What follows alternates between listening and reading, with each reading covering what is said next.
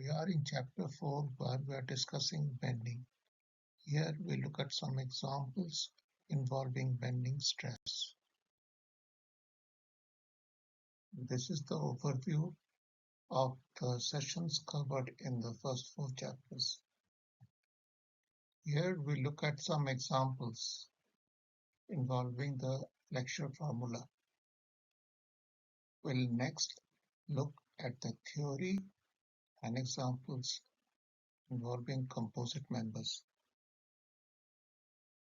Here we look at some examples involving bending stresses. So a loaded beam is shown here. We can see that this is a case of pure bending. The reactions Ra and Rb are both 15 kilonewton. And the bending moment between these two loads will remain same and is also the maximum bending moment. The cross section is given.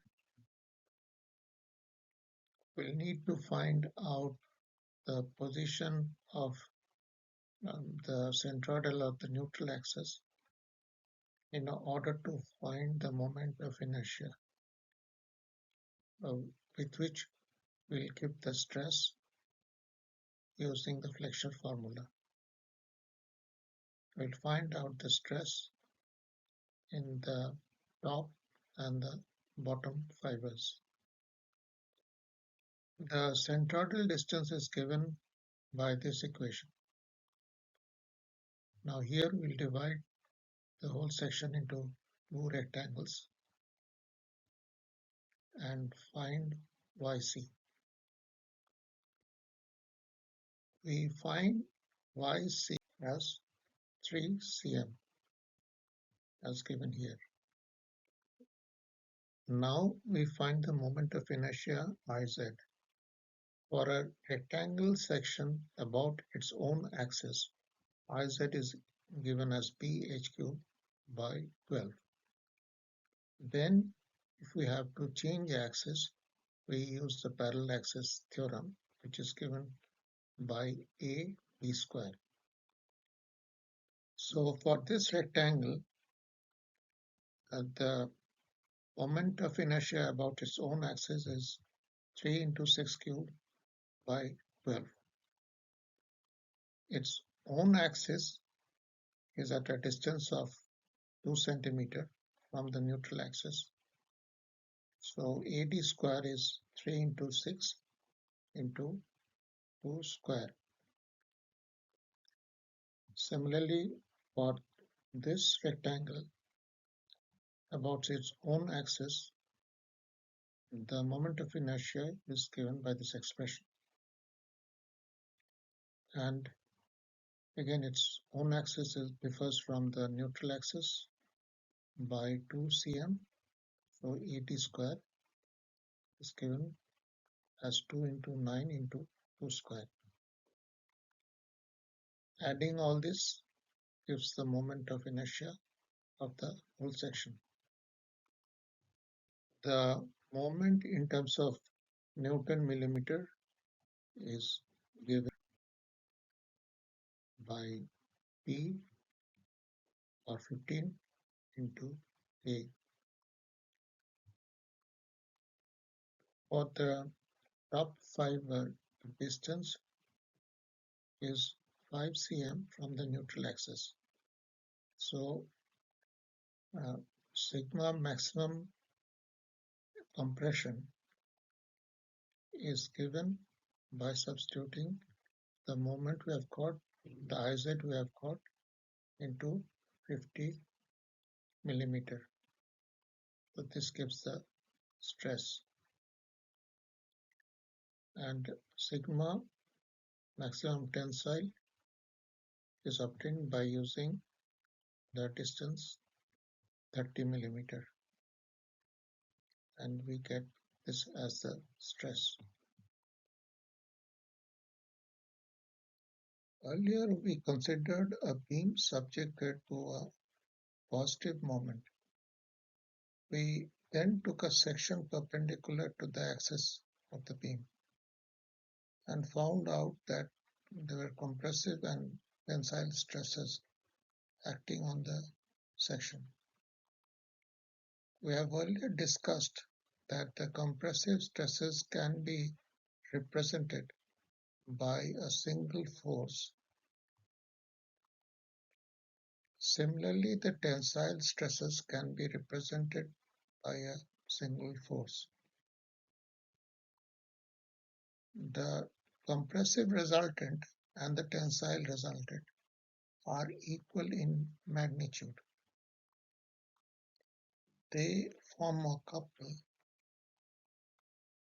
The couple is the internal moment acting on the section.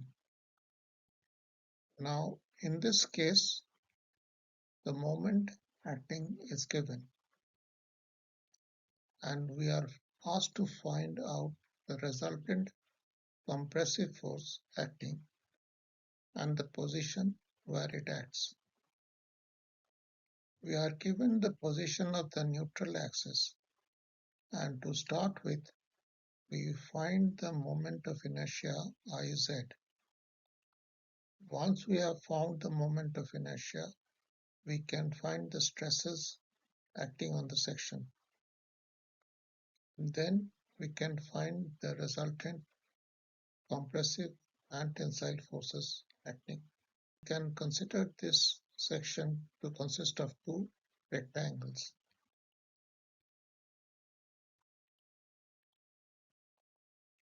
Now, for the horizontal rectangle, the moment of inertia about its axis is given by this expression.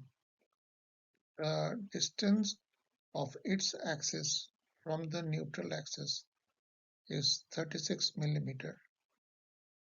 So, using the parallel axis theorem, we get the moment of this horizontal portion about the neutral axis as this expression plus area into 36 squared. For the vertical portion, first of all, again, we find out the moment of inertia about its own axis. We then add AD square. So finally we get this value as the moment of inertia of the whole cross section. Stresses at B and A. C is on the neutral axis, so the stress is 0. At B, Y is 18 millimeter. So using MZ and IZ, we get this as the stress at B. Since the stress variation is linear, using proportions, we can get the stress at A from the stress at B, which we have given here. Now we find the force acting in the horizontal rectangle. First of all, we find out the average stress between A and B. So we know the stresses in both points, so we find out the average stress. We then multiply the average stress by the area of the flange to get the total force on the flange. Next, we find out the forces in this small rectangle between B and C. We have found out the stress in B, so the average stress is half of that.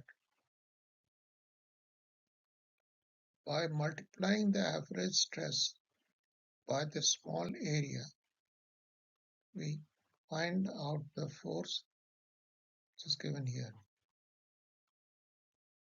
We add the two forces to find out the total force acting on the compressive area.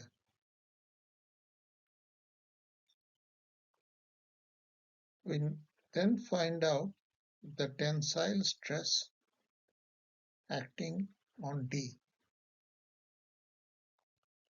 D is at 90 millimeter from the neutral axis, and we find the stress which we have represented in this diagram. The area of the web between C and D is 72 into 90, which multiplied by the average stress acting between C and B gives the force, the tensile force acting. We find that the tensile force acting is the same as the compressive force acting, as it should be. The tensile region has constant width and the stress variation triangular. So the resultant will act at 2/3 of 90, that is at 60 millimeter from the neutral axis. Now we know the moment acting on the section, and we have found out the resultant tensile and compressive forces acting. So we can find out the moment arm as given here. The resultant force multiplied by the moment arm gives the total moment acting. We know what the tensile resultant force acts. As we found out, it is 60 millimeter below the neutral axis. Now, deducting 60 millimeter from the moment arm we have got, we can find the position where the compressive resultant force acts.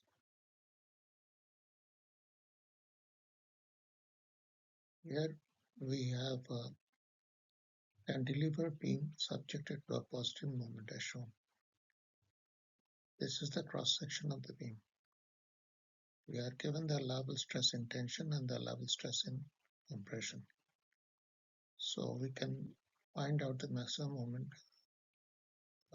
corresponding to tension and the maximum moment corresponding to compression.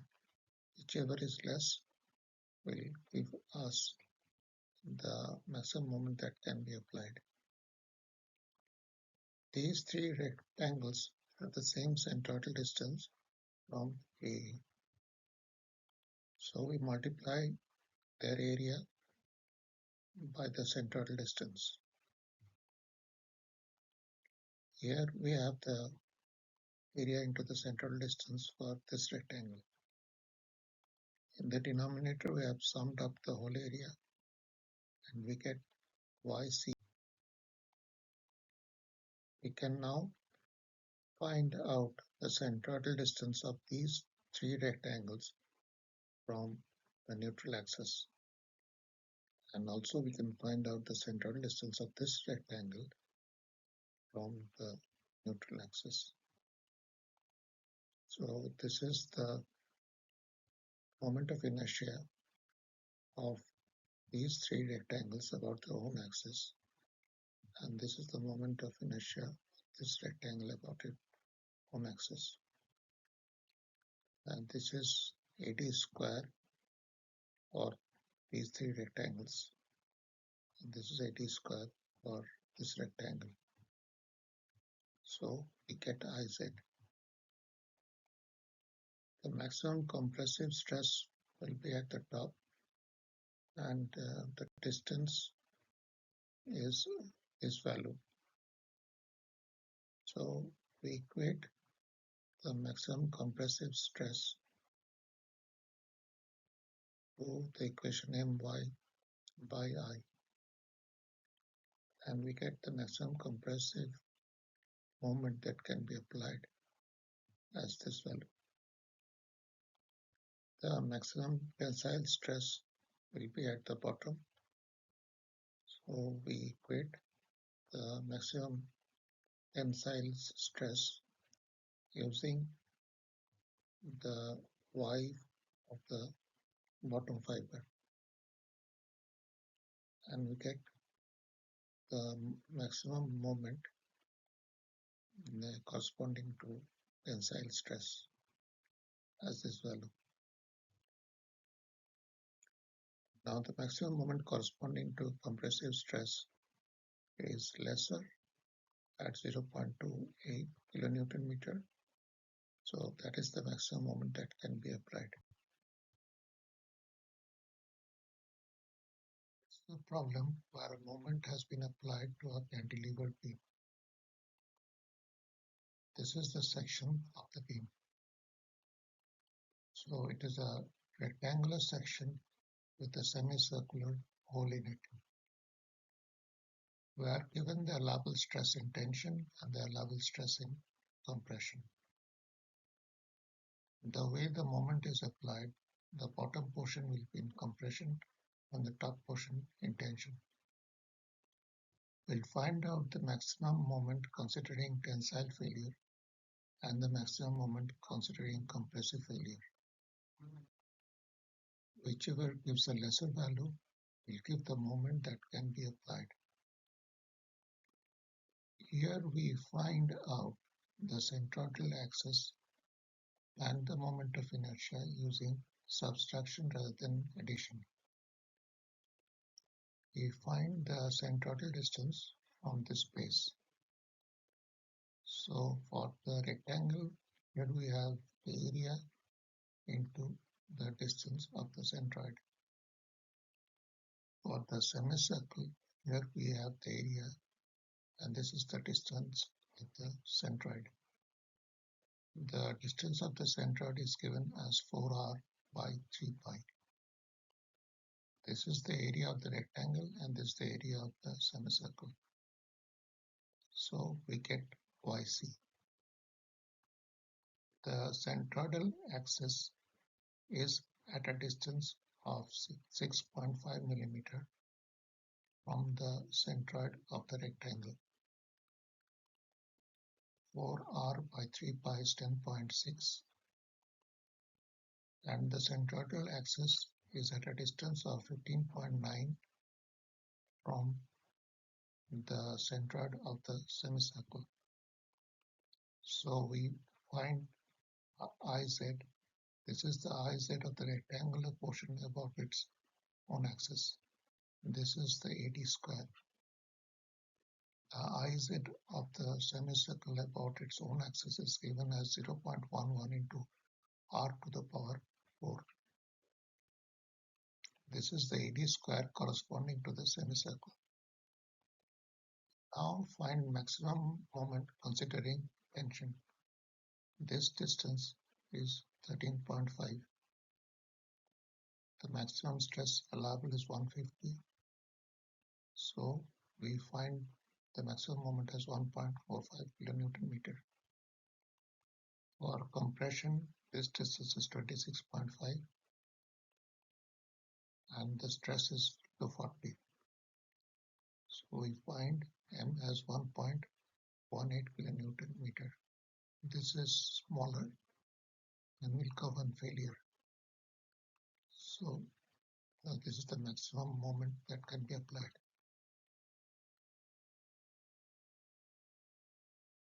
Here we look at problems involving curvature.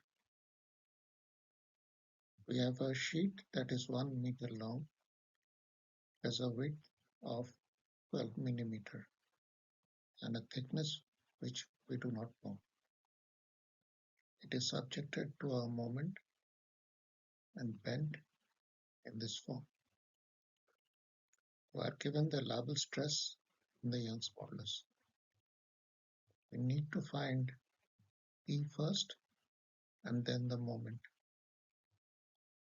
Since this is the form of a circle, we have 2 pi rho is equal to 1 meter, from which we find the rho, the radius of curvature. We can now find strain in terms of P. So strain is given as minus y divided by rho. Then the maximum distance from the neutral axis is d by 2. So y potential is minus d by 2, from which we get strain as d divided by 2 rho. Here in this equation we know sigma max, we know E, so we can find epsilon max and as such find P. So we have found P as 0.796 millimeter. 1 meter is the length of the sheet.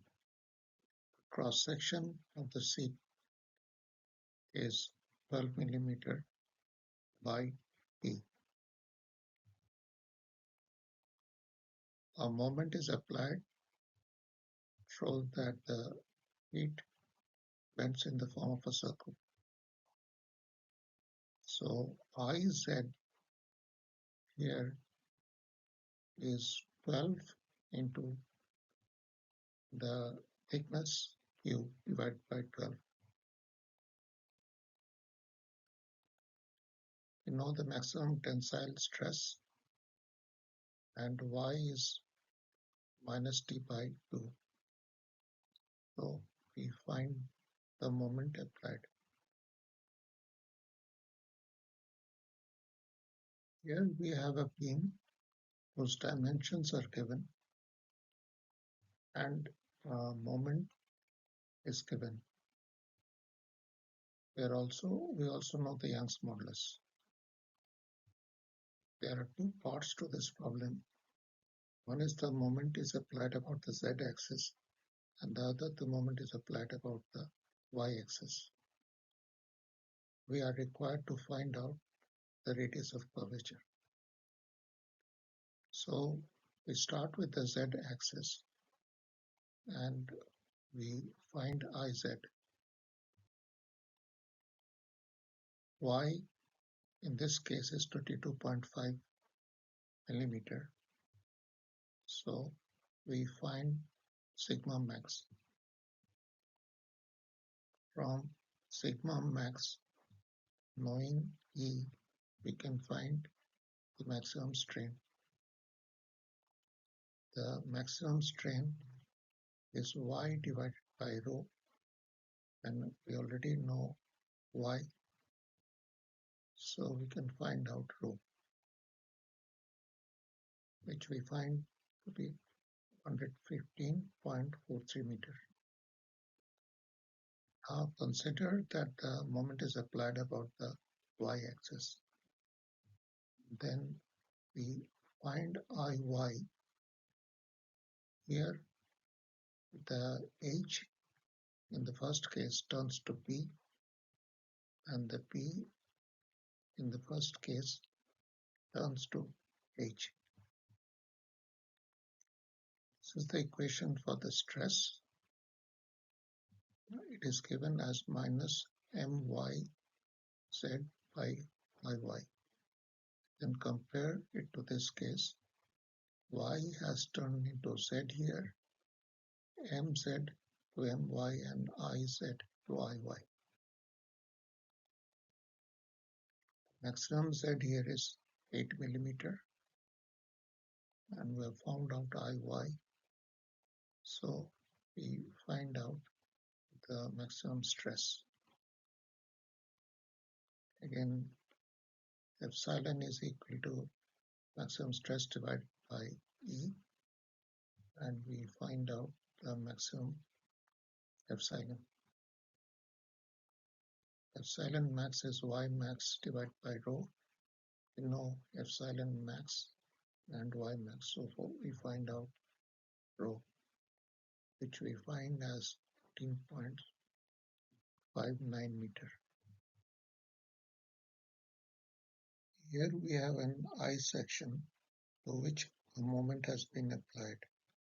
We are required to find out the anti-elastic curvature. When a moment is applied about the z-axis, there is an increase and decrease in the length of the fibers along the x-axis, as we have seen. The increase and decrease in the length of the fibers in the x direction causes contraction and expansion in the lateral direction, which is the z direction. This leads to anti-elastic curvature. We can find anti-elastic curvature from the curvature of the beam, as has been discussed. Here we find the maximum stress and strain from which we find the curvature. The Iz of the I section is given and the maximum distance of the top and the bottom fiber is given. So using the moment applied and Y and Iz, we get the maximum tensile stress. Dividing by E, we get the maximum strain. The maximum strain is equal to minus Y max divided by rho. Y max is minus 128.5 millimeter. So we find rho, which we find as 168 meter. Now the anti-elastic curvature is equal to nu multiplied by the curvature. The anti-elastic curvature is 1 by rho dash and the curvature is 1 by rho. So we find the anti-elastic curvature since we know nu, and therefore rho dash.